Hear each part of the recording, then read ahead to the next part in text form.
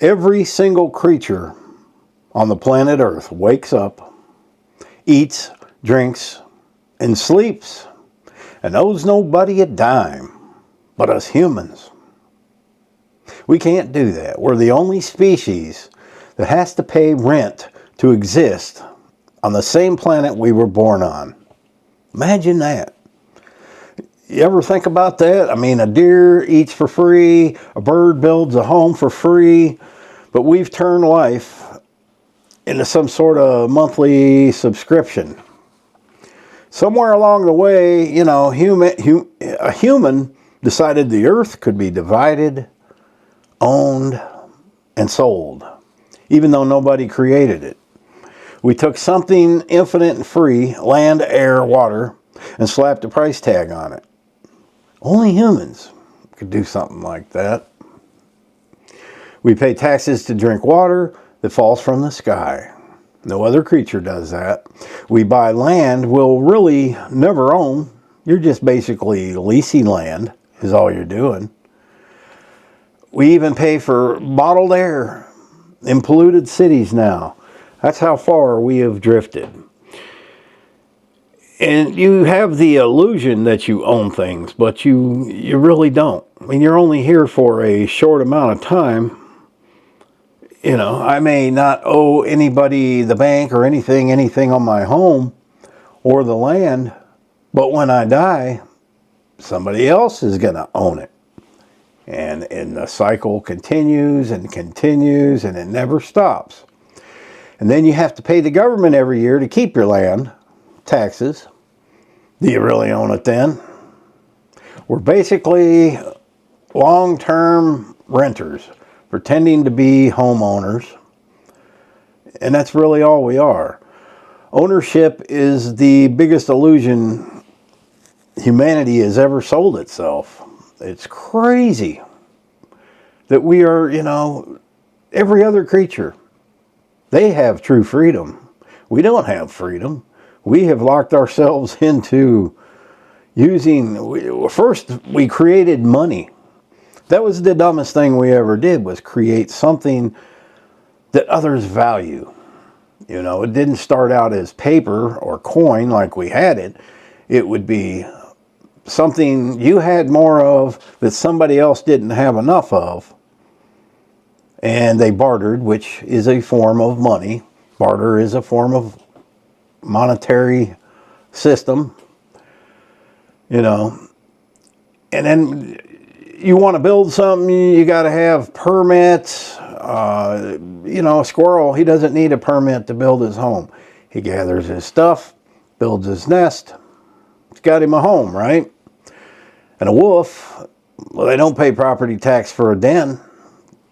They just live there. Only humans made life conditional, and it only gets worse. It only gets worse. And you can stay alive as long as you can afford it within reason. You know, people with money can afford better health care, better food. So they may live longer than somebody who struggles. You know, that's the way it's always been around this place. But it's just ironic, out of all the species, and it kind of makes you wonder, are we actually from here originally? Why are we the only species that live like we do? You might say it's because we are the most intelligent, but are we? Are we the most intelligent if we are making each other pay and condemning people that cannot pay? What kind of society do we run here? You know, and money itself isn't evil, but control through dependence is. You just have to look at it that way. If you keep people busy just surviving, they'll never have time to question the system. So that's why we're seeing a lot of the trouble like we're having now with this possible EBT shutdown. These people aren't earning this money, so they got a lot of time, and there's going to be trouble. I mean, that's just one example that But most of us are too busy trying to survive, earning a living, and we just don't have time to do all that nonsense. And could we live free again? Yes. But I don't think we're built for it anymore. You know, you got homesteaders, off-gridders, minimalists. They're trying to unplug, but they got to make a living somehow because land isn't free. They're still going to have taxes. The system always finds a way to charge you.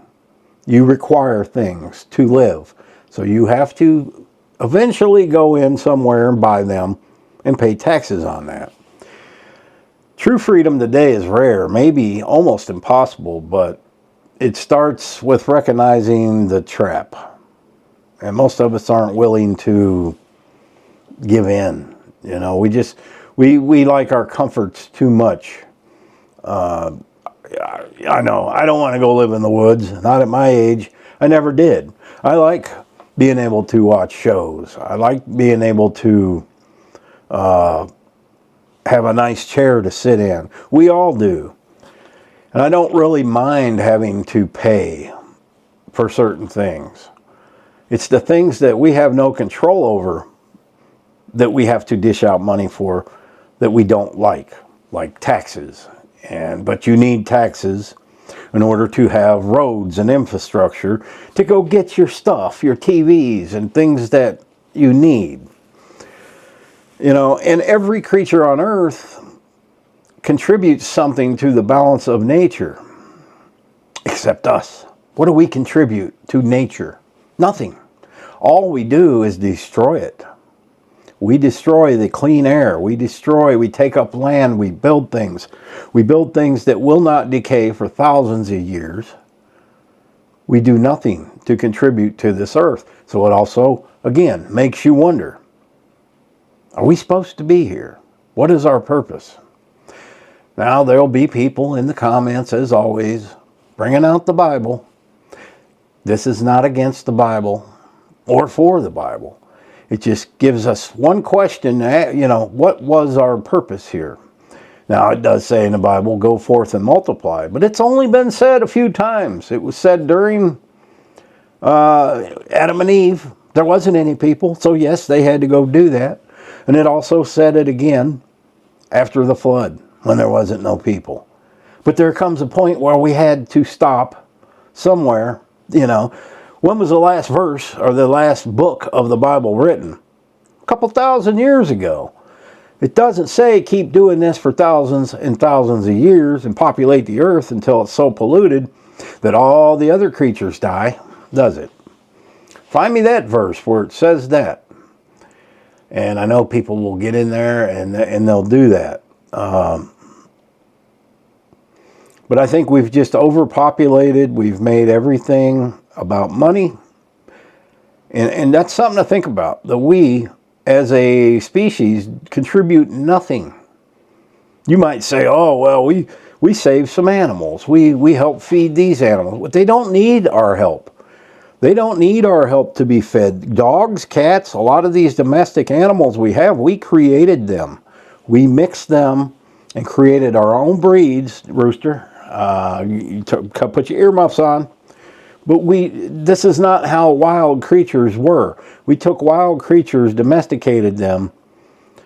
And you know, what happens when you take a monkey, a baby monkey, you get a baby monkey out of the wild and you raise it. You raise it in captivity. Well, it becomes dependent on you.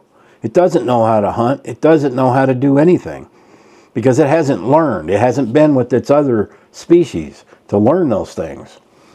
So we're not doing any other species any favors. If anything, we are making their life much more difficult by burning the rainforest and knocking down all the trees.